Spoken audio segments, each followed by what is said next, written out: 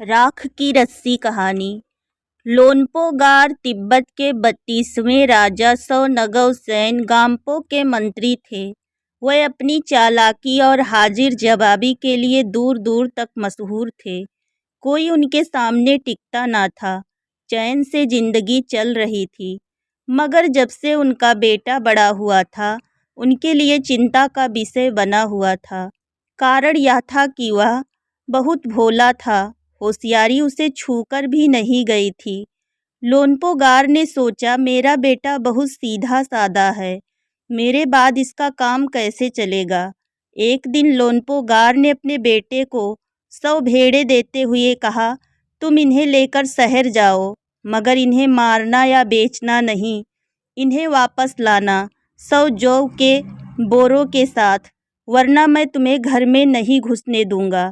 इसके बाद उन्होंने बेटे को शहर की तरफ रवाना किया।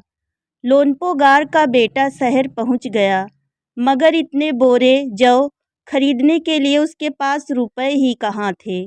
वह इस समस्या पर सोचने विचारने के लिए सड़क किनारे बैठ गया, मगर कोई हल उसकी समझ में ही नहीं आ रहा था। वह बहुत दुखी था। तभी एक लड़की उसके सामने आ खड़ी हुई। क्या बात है, तुम इतने दुखी क्यों हो? लोनपो गार के बेटे ने अपना हाल कह सुनाया। इसमें इतना दुखी होने की कोई बात नहीं, मैं इसका हल निकाल देती हूँ। इतना कहकर लड़की ने भेड़ों के बाल उतारे और उन्हें बाजार में बेच दिया।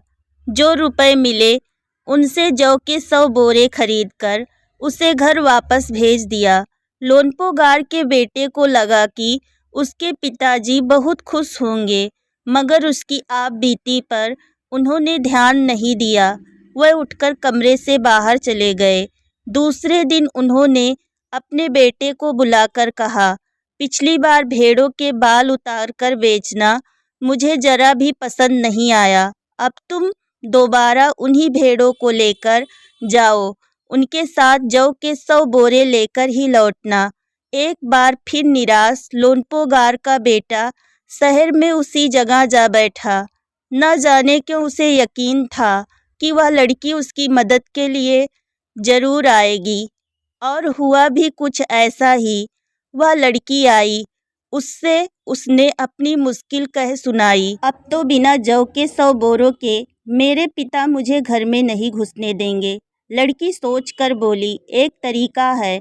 उसने भेड़ों के सींग काट लिए और उन्हें बेचकर जो रुपए मिले उनसे 100 बोरे जौ खरीदे। बोरे लोनपो गार के बेटे को सौंपकर लड़की ने उसे घर भेज दिया। भेड़े और जौ के बोरे पिता के हवाले करते हुए लोनपो गार का बेटा खुश था। उसने विजयी भाव से सारी कहानी कह सुनाई।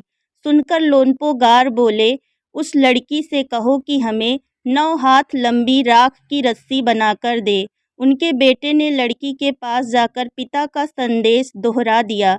लड़की ने एक शर्त रखी, मैं रस्सी बना तो दूंगी, मगर तुम्हारे पिता को वह गले में पहननी होगी। लोनपो गार ने सोचा, ऐसी रस्सी बनाना ही असंभव है, इसलिए लड़की की शर्त मंजूर कर ली। अगले दिन लड़की ने 9 हाथ लंबी रस्सी ली, उसे पत्थर के सिल पर रखा और जला दिया। रस्सी जल गई, मगर रस्सी के आकार की राख बच गई। वह उस सिल को समेत उठाकर लोनपो गार के पास ले गई और उसे पहनने के लिए कहा। लोनपो गार रस्सी देखकर चकित रह गए। वे जानते थे कि राख की रस्सी को गले में पहनना तो दूर, उठाना भी मुश्किल है। हाथ लगाते ही वह टूट जाएगी। लड़की की समझदारी के सामने उनकी अपनी चालाकी धरी रह गई। बिना वक्त गंवाए राजा ने अपने बेटे की शादी का प्रस्ताव लड़की के सामने रख दिया। धूमधाम से उन दोनों की शादी हो गई। दोस्तों, यह कहानी आप सभी को कैसी लगी हमें कमेंट करके ज़रूर बताएं, और हमारे चैनल को लाइक, सब्सक्राइब और शेयर करें। वीडियो देखने के लिए आप सभी का बहुत बहुत धन्यवाद।